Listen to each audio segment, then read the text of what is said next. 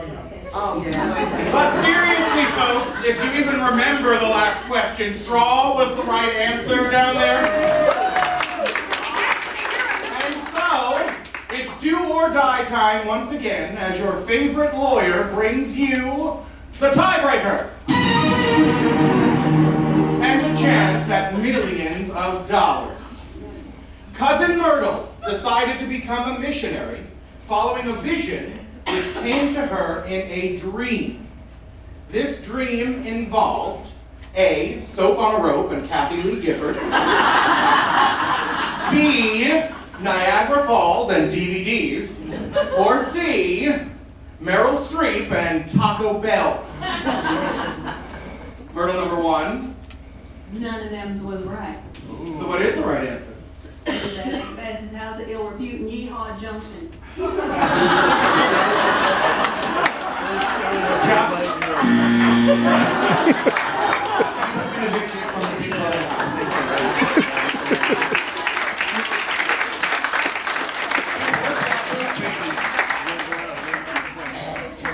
Myrtle number two. I want to say, I can't believe this to remember, but it was between Meryl Streep and Taco Bell. Can you give us more details? So I was, you know, I couldn't help it, but I wanted a tofu taco, and I saw... You were eating tofu at Chuck?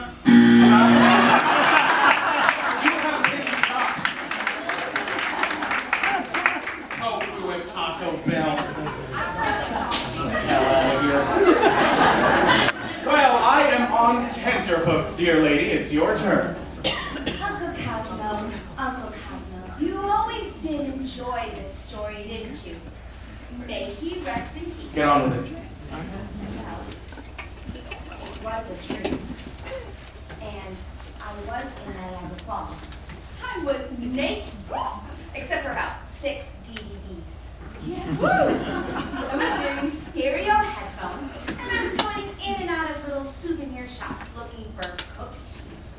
When all of a sudden, there was Elvis, and Boutros Ghali, and Geraldo, or was it Tony Orlando? And they put me on this giant cupcake, and my feet kept sinking into the icing. And through the headphones, I heard a voice that sounded an awful lot like the Queen of England saying, "Go to the Horseshoe Falls! Go to the Horseshoe Falls!" But then there, I saw Charleston Heston going down the Niagara River, riding on my missing cookie sheet like it was a surfboard. And he was laughing and going over the falls. But that's when I knew it was true. The best view of the falls is on the Canadian side. And that's what decided me. I would become a Canadian missionary.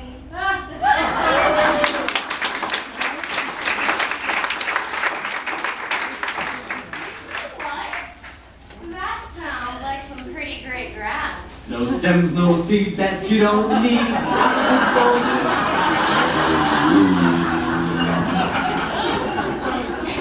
Thank you and welcome, Cousin Myrtle.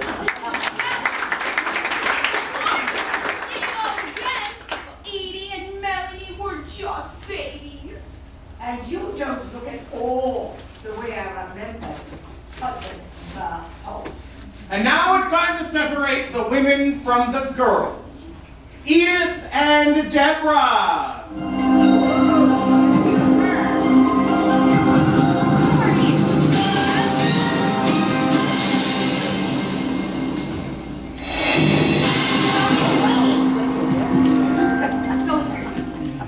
Now, just a minute.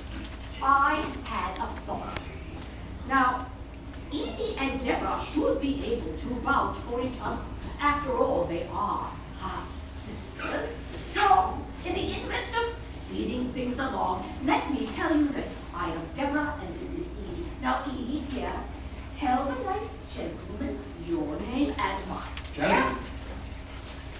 She's dumb. And I'm Edie, I swear.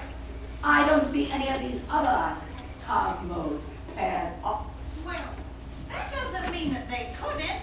I mean, who's to say that you two didn't just meet outside and decide to pretend to be sisters? That's half sisters. And I think that these Debs and these Berthas and these Edie's are all matched up. Are you? There's an awful lot of money involved, you know. Bertha, you can sit down. You already played the damn game. Thanks.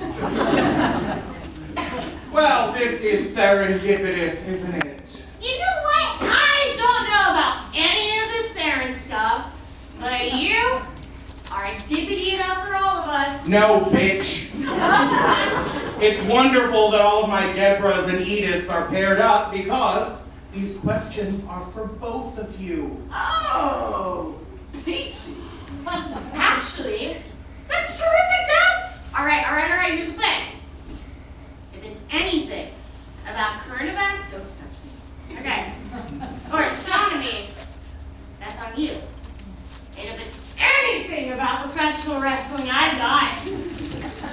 Okay, I really need you guys to get this right because if it's them down there, I'm going to kill myself. Question number 1. Deborah and Edith live in a condo in downtown Cincinnati. It's on the 10th floor.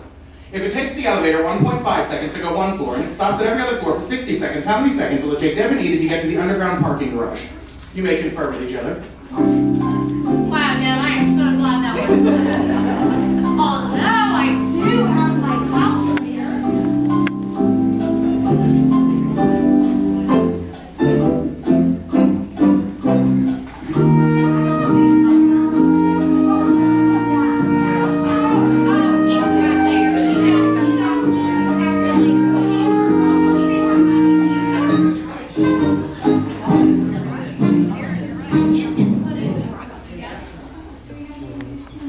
That's correct!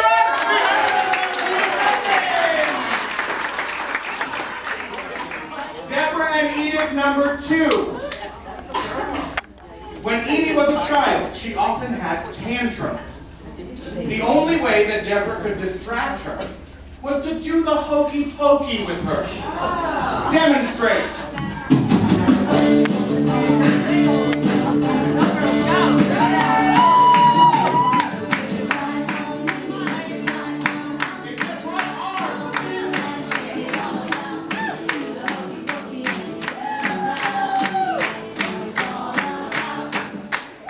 The instructions are in the damn song.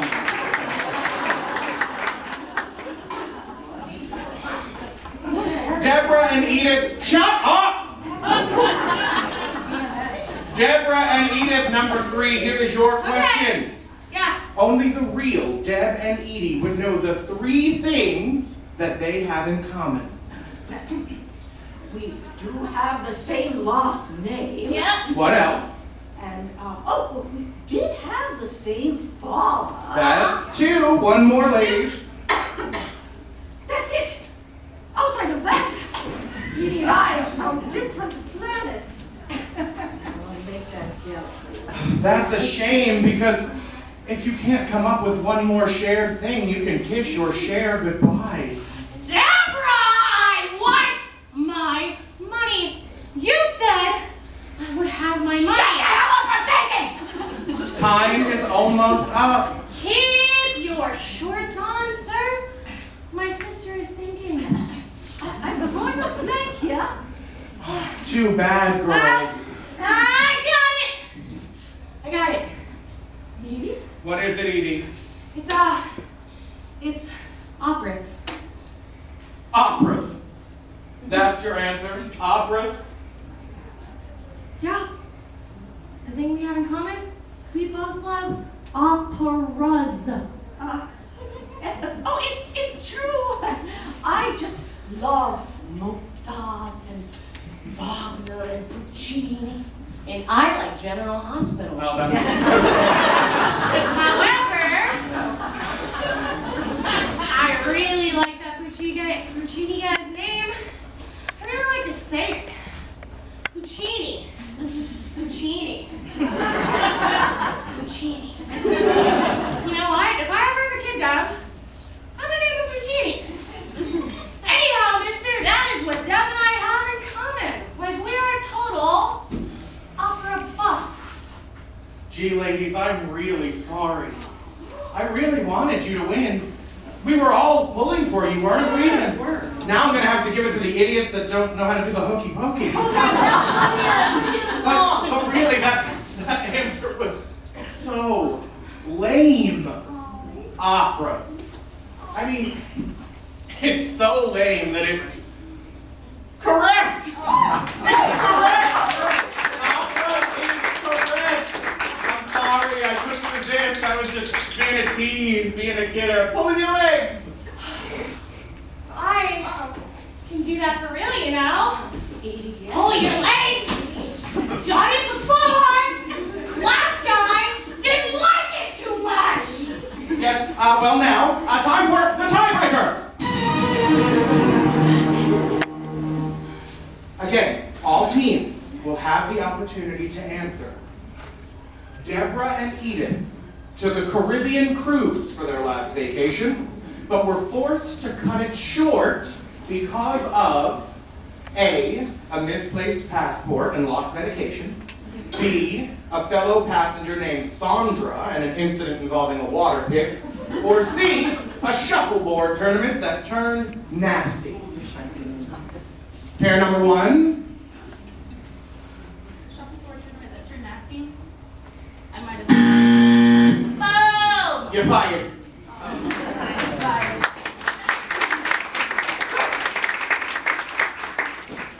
Oh, I can't believe I'm about to ask this, but pair number two. And an incident involving the water pick. Jump. Take off your jackets and leave Hell's Kitchen. Get off the stage!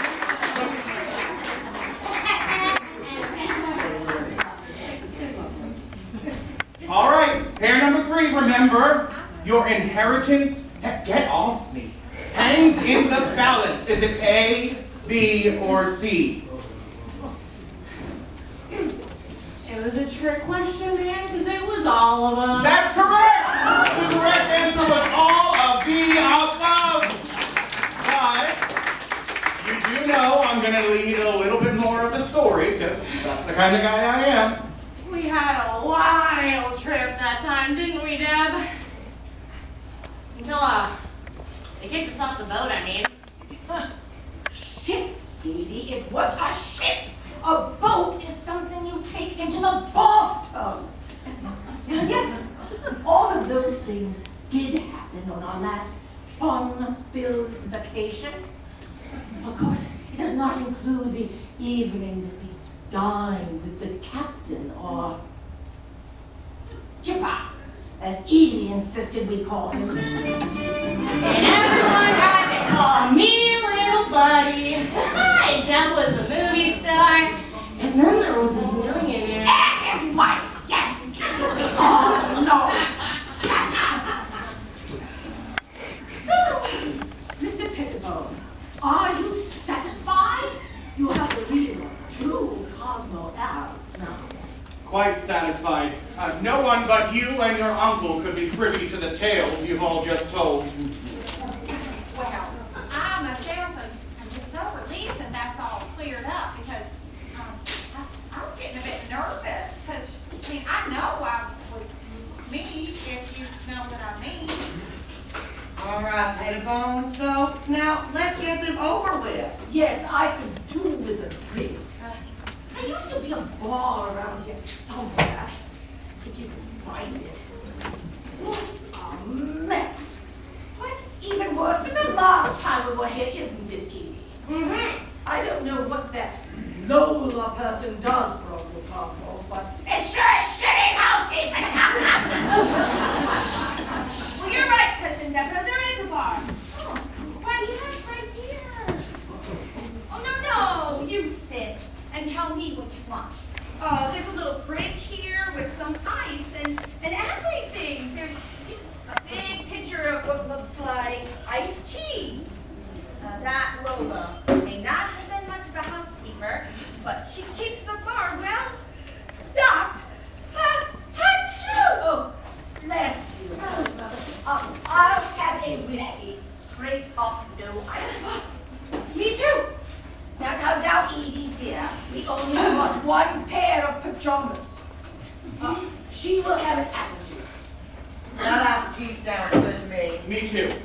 I have a large white wine. What? White wine. Okay, and a beer for me. Oh, Myrtle, honey, are you all right? Do you want some help? no, it's not that. It's just none of us really grieves for Uncle Cosmo. We're just circling like vultures. Did any of us really care for him as a person? I mean, even this Lola person isn't here. Get a grip, Myrtle. But she's right. That Lola person ought to be here. Ah, yes, the infamous Lola. So, Pettibone, I'm curious about this whole setup. How did you meet Uncle Cosmo, and why did he talk you